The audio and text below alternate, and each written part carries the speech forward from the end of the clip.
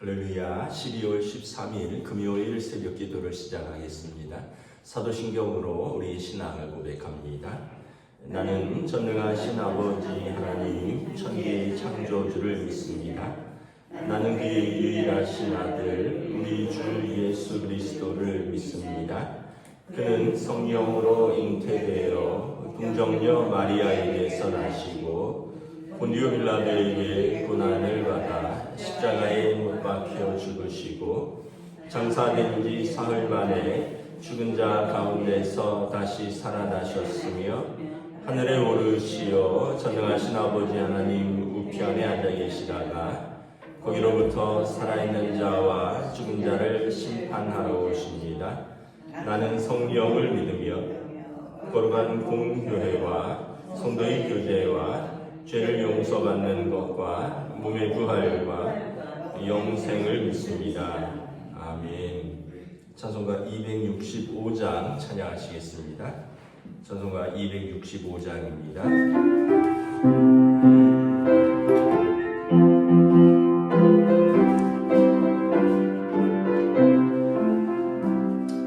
주 십자가를 지심으로 죄인을 구속하셨으니 그 피를 보고 믿는 자는 주님의 진노 면하겠네.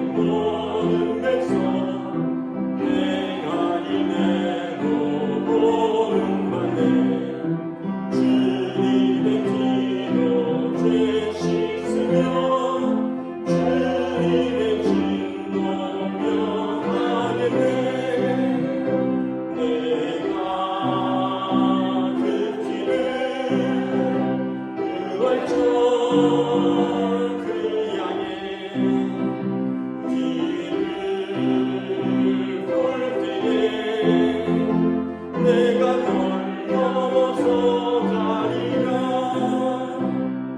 피를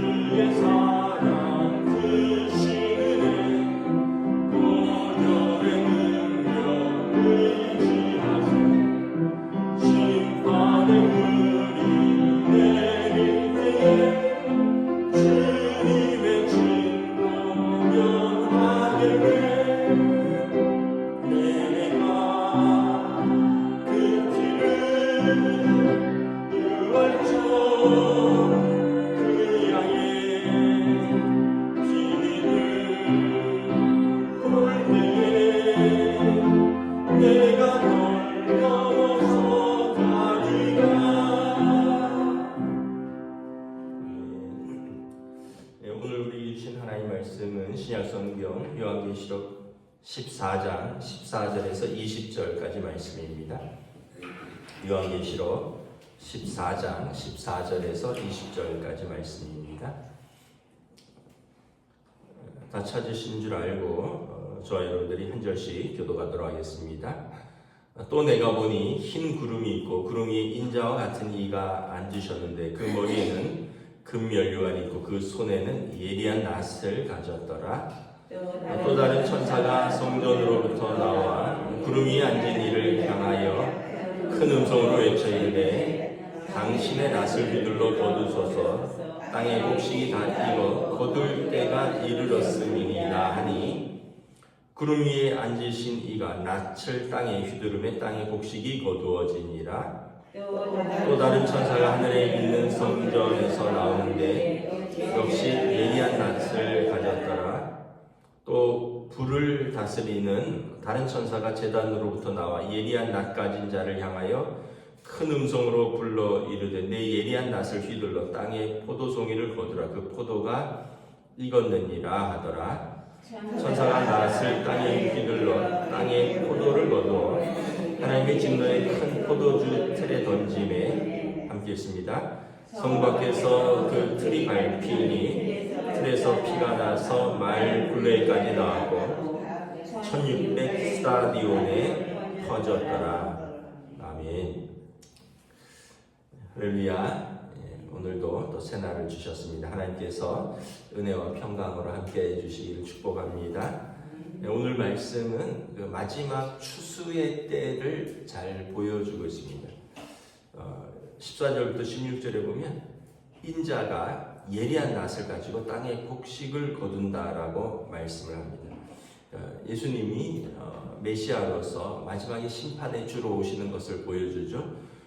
구름 위에 인자와 같은 이가 앉으셨고 머리에 금면류관을 가졌는데 그 손에는 예리한 낫을 가졌더라. 그래서 15절에 보면 땅의 곡식이 다 익어 거둘 때가 되어서 낫을 휘두른다는 거죠. 그래서 복음서에 보면 예수님께서 천국 비유의 장에서 이제 제자들에게 이제 그런 말을 이제 주인에게 종이 그런 말을 하죠. 알곡을 심었는데 뭐 가라지가 함께 자랍니다. 또 밤에 이제 와서 그 어떤 잡초를 원수가 뿌리고 갔습니다. 어떻게 뽑을까요? 했더니 놔둬라. 괜히 잡초를 뽑다가 알곡까지 뽑힐까 염려된다. 놔두고 마지막 때 추수 때에 알곡과 가라지를 이 잡초를 같이 거두어서 알곡은 창고에 들이고 그리고 이 잡초는 불에 묶어서 불에 던져지리라. 이게 굉장히 어떤 면에서 보면 성도에게 위로가 되는 말씀이기도 하고요. 또 죄인들에게는 두려운 말씀입니다. 마지막 때에 메시아께서 직접 추수하신다는 거예요. 그래서 창고에 들이는 알곡이 있고 묶어서 불에 던지는 잡초가 있다는 것입니다. 어렸을 때 뭐 요즘 세대는 낫을 잘 모를 텐데 뭐 저도 낫지를 뭐 조금 이렇게 어른들 따라서 이렇게 한번 재미삼아 몇 번 해봤어요. 낫을 이제 추수 때 되면 낫을 갈아두죠. 굉장히 예리합니다. 낫이 잘 갈린 낫은 뭐 그걸로 슥슥슥슥 고구마 같은 거 문지르면 껍질이 그대로 다 까지는데 그 낫을 잘 간 다음에 되면 그대로 그냥 풀이라든지 벼라든지 이런 게 싹 비어지는 것을 볼 수 있습니다. 마지막에 추수의 낫지를 하신다라는 거예요. 그래서 의인에게 그리고 악인에게는 알곡은 이제 창고에 이제 악인은 불에 던져진다. 예수님께서 마태복음 25장에 양과 염소를 가르는 날이 올 것이다. 의인과 악인을 왼편과 오른편에 가르는 날이 올 것이다. 그래서 우리가 항상 이걸 생각하면 우리가 함부로 살 수가 없죠. 먼저는 믿음에 붙들려 살아야 되죠. 참 영접하는 자, 그 이름을 믿는 자, 하나님의 자녀가 되었으니, 그래서 자녀를 불에 던지는 부모는 없잖아요. 그러니까 자녀의 권세, 용서받고 그리고 은혜 안에 살아가는 그 자녀의 권세를 꼭 붙들고 살아가는 거고, 두 번째는 또 하나는 우리가 모든 일에는 그 어떤 결과가 뒤따른다라는 걸 생각하면 우리가 어떤 말을 할 때, 우리가 어떤 행동을 할 때 우리가 항상 조심스럽고 또 잘 하려고 노력을 해야 되죠. 이 땅에서도 이렇게 우리가 말하고 행동하고 선택했던 결과들이 이렇게 다 돌아오는 것을 보게 됩니다. 하물며 여러분 하나님 앞에서 우리가 했던 것들이 돌아오지 않겠느냐. 하나님의 용서가 없으면 우리는 살 수 없는 존재라는 걸 다시 한번 깨닫고 늘 우리는 두렵고 떨림으로 우리의 구원을 이루어가라 사도 바울이 말씀을 하셨습니다. 17절부터 20절에는 이제 또 다른 천사도 예리한 낫을 가졌습니다. 이 천사는 18절에 보면 포도송이를 거두는 그 천사인데, 근데 예리한 낫을 휘둘러 땅에 포도송이를 거두라. 포도가 익었느니라. 이제 이거는 이제 알곡과 뭐 가라지, 뭐 잡초를 구분하는 게 아니라 포도를 거두어서 포도즙 틀에다 던지는 겁니다. 그 포도주를 만들 때 뭐 정확히는 모르지만 이제 뭐 이런 방송 같은 걸 보면 좋은 포도를 잘 이제 익도록 거둔 다음에 이거를 이제 포도주 틀에 넣고 요즘은 뭐 기계로 하겠죠. 그 옛날에는 이렇게 장화를 신고 이렇게 밟았습니다. 그래서 포도 껍질과 포도 씨는 이렇게 나중에 빠지고 그 포도즙들이 이렇게 흘러나오면 이걸 뭐 오크나무인가요? 네, 거기다가 이렇게 넣어서 이제 보관을 하면서 숙성시키죠. 그러면서 이제 예수님께서도 새 포도주는 새 부대에 이제 발효되면서 그게 이렇게 뭐 가스가 차고 뭐 그러면서 이제 포도주가 숙성되는 건데, 이제 여기서는 그런 비유긴 한데 좋은 의미로 포도주를 숙성한다기보다는 진노의 큰 포도주 틀입니다. 그래서 그 틀을 밟으니 틀에서 포도즙이 넘치는 것을 피가 나는 것에 비유합니다. 말 굴레까지 닿았더라. 1600 스타디온에 퍼졌더라. 높이는 말 굴레, 말의 굴레는 말의 얼굴에다 씌우는 거죠. 입에다가 물리는 제갈 같은 건데 그 높이가 거의 그렇게 사람 키만큼, 말 키만큼 그 포도주, 진노의 포도주 틀에서 피가 넘쳐났고 이 어디까지 퍼졌느냐? 1600 스타디온. 이게 이제 한 300km 된다고 하는데 이 이스라엘의 길이입니다. 이스라엘의 길이. 이스라엘은 길쭉하게 생겨서 이제 뭐 우리나라 서울에서 한 300km, 그러니까 저는 한 서울에서 대전까지라고 했는데 그거보다는 더 되네요. 한 300km. 그러니까 온 이스라엘의 이 진노의 포도주 틀에서 흘러나온 피가 넘쳤더라. 다시 말하면 이것은 또 하나님께서 원수를 짓밟으시는 것을 묘사하는 것입니다. 원수를 짓밟음에 그 낫을 휘둘러, 추수의 낫을 휘둘러 포도를 그 포도주 틀에 던지듯이 원수들을 낫을 휘둘러 그들을 거두어서 하나님의 진노의 틀에 던지고 하나님께서 밟으심이 그들의 피가 이 말의 그 얼굴 높이만큼, 그리고 그들의 피가 온 이스라엘 땅에 이제 가득하더라. 그 사실은 그들이 흘렸던 피를 이제 그들이 흘리는 것입니다. 그들이 의인들을 짓밟고 그 악인들이 의인들에게 흘렸던 피들, 이것을 하나님께서 마지막 때에 갚아주시는 것입니다. 그리고 그 악인들이 그 피를 흘릴 것이다 라는 거예요. 그러니까 우리가 이걸 보면서 또 생각나는 게, 우리가 직접 피 흘릴 일이 없다. 우리가 직접 원수 갚을 일이 없다. 하나님께서 신원하신다. 하나님께서 갚으신다. 우리가 직접 원수 갚으려고 하면 우리 손에 피가 묻잖아요. 그럴 필요가 없다. 하나님께 맡기는 거죠. 다윗 왕처럼 하나님께서 때가 되시면 그 원수를 갚을 것이다. 사울 왕이 다윗 왕을 죽이러 그렇게 쫓아다녔습니다.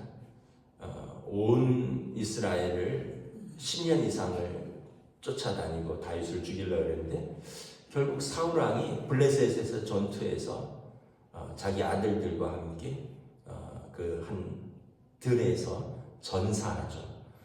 자기가 죽이려고, 다윗을 죽이려고 온 이스라엘을 쫓아다니다가 결국은 마지막에 자기가 대적에 의해서 그 들판에서 죽임을 당하는 걸 보게 됩니다. 다윗은 절대 스스로 손에 피를 묻히려고 하지 않습니다. 때가 되면 하나님께서 갚으시리라, 이걸 믿고 손으로 악을 이기는 삶을 살려고 하는 거죠.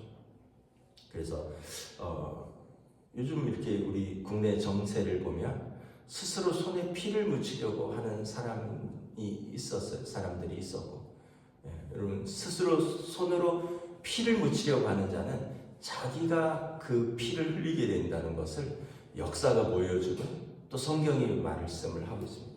여러분, 남의 피를 흘리는 자를 하나님께서 가만히 놔두시겠습니까? 누군가의 피를 흘리게 하면 그의 눈물의 기도가, 그의 눈물의 외침이 하늘에 상달된다는 거예요. 출애굽기에 보세요. 바로가 이스라엘의 사내 아이가 태어나면 다 죽이라고 했습니다. 이스라엘의 여인들의 눈물과 한숨과 절규가 하늘에 닿았다고 했습니다. 아들들을 잃은 어머니들의 절규가 하늘에 닿았습니다. 하나님께서 친히 개입을 하십니다. 나중에 바로가 자기 아들을 잃게 되는 것을 보게 됩니다. 우리가 이런 걸 보면서 하나님은 공의의 하나님이시다. 마지막 때 추수할 때가 있고 악인들을 거두어 진노의 틀에 던질 때가 있고, 그래서 의인들은 알곡은 창고에, 악인들은 진노의 틀에서 밟으심에 그 피를, 그들이 흘린 피를 자기들이 흘리는 날이 온다라는 것입니다. 우리가 의로워서가 아니라 우리를 위해서 예수님께서 피를 흘리셨습니다. 우리도 사실 악인이고 죄인이죠. 우리가 어찌 의인이라고 할 수 있겠습니까? 예수님이 우리를 의인이라 칭하신 것이지, 우리의 죄값은 예수님이 대신 피 흘리셨습니다. 오늘 말씀에 보면 20절에 성 밖에서 그 틀이 밟히니 틀에서 피가 나더라. 예수님께서 성 밖으로 끌려가셨죠. 골고다는 사형장이기 때문에 예루살렘 성 밖에 있습니다. 성 밖으로 예수님께서도 끌려나가셔서 그곳에서 죄인들을 위하여 친히 피를 흘리셨습니다. 그래서 우리가 그 피를 흘리지 않게 된 것입니다. 이게 우리의 믿음이고 이게 우리의 복음입니다. 얼마나 감사합니까? 저나 여러분이다. 우리 피를 흘리지 않고 주님의 보혈로 우리의 죄를 씻어 주신 것입니다. 우리가 다시 한번 우리가 어떻게 살아야 되는가, 반드시 심판의 날이 있다는 걸 기억한다면 오늘을 우리가 믿음으로 살 수밖에 없고, 오늘을 우리가 두렵고 떨림으로 은혜를 감사하며 살 수밖에 없다는 것입니다. 기도하겠습니다. 하나님, 은혜를 감사합니다. 요한 사도가 참으로 환상 가운데 그리스도께서 이 곡식들이 추수할 때가 되었음에 예리한 낫을 들고 추수하신다 말씀합니다. 그리고 하나님의 진노의 천사들이 예리한 낫으로 포도를 추수하여 진노의 틀에 던지고 그것을 밟음에 그 피가 넘쳐나더라 말씀합니다. 마치 예수님께서 알곡과 가라지의 비유, 알곡과 잡초의 비유가 현실화되는 것을 보여주며, 또한 그 당시에 많은 로마 사람들, 그리고 성도들을 핍박하던 독재자들과 많은 이방인들이 성도들의 피를, 순교자들의 피를 그 땅에 흘렸는데, 마지막 때 그들이 자신들의 피를 흘리는 것을 보여주고 있습니다. 그러므로 하나님께서 반드시 살아계시며 반드시 의인에게 상 주시고 악인을 벌 주신다는 것을 요한 사도는 환상을 통하여 보고 이것을 성도들에게 선포함으로 우리는 끝까지 믿음을 가지고 하나님 앞에서 믿음을 지키라 말씀하고 있는 것을 바라봅니다. 참으로 우리 대한민국도 참으로 복음이 들어와서 많은 피가 흘렸습니다. 조선시대 때부터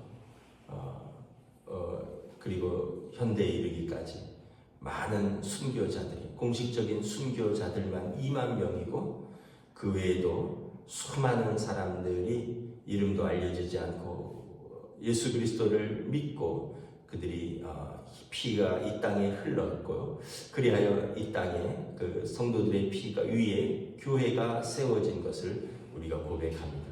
성도들의 거룩한 피를 우리 주님께서 친히 받으실 것이요 악인들의 피는 마지막 때에 주님께서 친히 갚으실 것을 믿고 우리는 항상 두렵고 떨림으로 믿음으로 살고 항상 두렵고 떨림 가운데 우리는 선한 삶을 살도록 성령님 인도하여 주시옵소서. 감사를 드리오며 우리 주 예수 그리스도 이름으로 기도드리옵나이다. 아멘. 하늘에 계신 우리 아버지의 이름을 거룩하게 하시며 아버지의 나라가 오게 하시며 아버지의 뜻이 하늘에서와 같이 땅에서도 이루어지게 하소서. 오늘 우리 일용할 양식을 주시고 우리가 우리에게 잘못한 사람을 용서하여 준 것 같이 우리 죄를 용서하여 주시고 우리를 시험에 빠지지 않게 하시고 악에서 구하소서. 나라와 권능과 영광이 영원히 아버지의 것입니다. 아멘.